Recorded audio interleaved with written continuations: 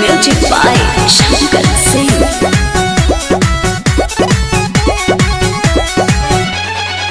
कादोनी गाजुर माजुर फोनवे में बोलता डरता करे जाई मान हमर डोलता।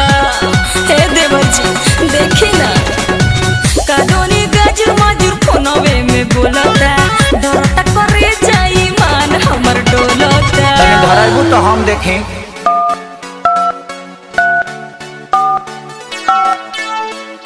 बिना ताम ते घर से बाहरी नत निकली भैंस दुही तो सैनिटाइजर लगाते दुही। बिना दाबी लगाते घर से बाहरी मत निकली थोथुन मत न तो उठा ले जाई। जो भी धराई तबे लागे दादा हो सब पीटोल में धइले बा।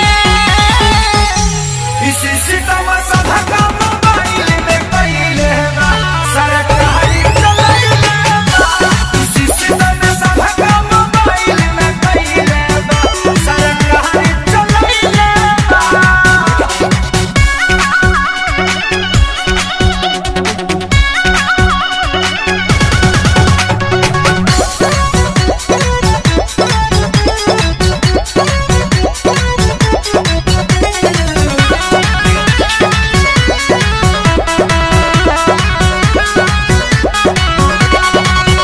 कोइले बातों गई तो नदिया के बेटा हमके मरद से मिलन देता। हे देवरू हमके मरद से मिलन देता। एकरा के तू तो नाही गाड़ी भौजी तोहरे खाती बोले बही ना बेमारी भौजी। एक बार आउ लगाइबू।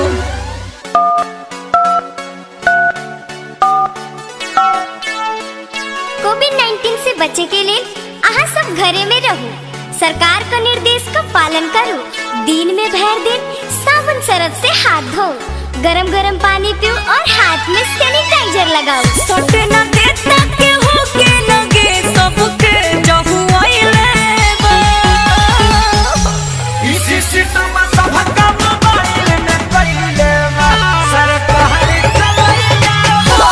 इसी सितम सभा का मोबाइल में पहिले बा सरकारी चलाइले बा।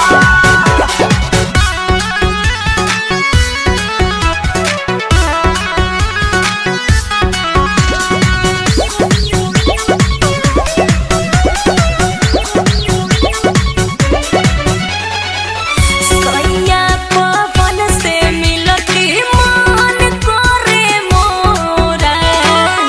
इहे बनल बाटे रोड़ा ए देवर जी। इहे बनल बाटे रोड़ा। कहतानी जनरेशन कर थोड़ा भौजी भैया आ जाई है धाली हमकोरा भौजी। लास्ट पर आउ लगाओ तो। উড়ি বাবা কোভিড-19 থাকে বাঁচা জনে নিজে বাড়ির থাকুন না হলে গন্ডগোল হয়ে যাবে। নিজেকে সাফ রাখুন। এইখানে বিনা কাম के ना আসবো नहीं तो पुलिस धसबो। थोथुन मत न तो उठा ले दाई। एही से लागे कनक सरिया तो बज गइले बा। इसी सितम सभा का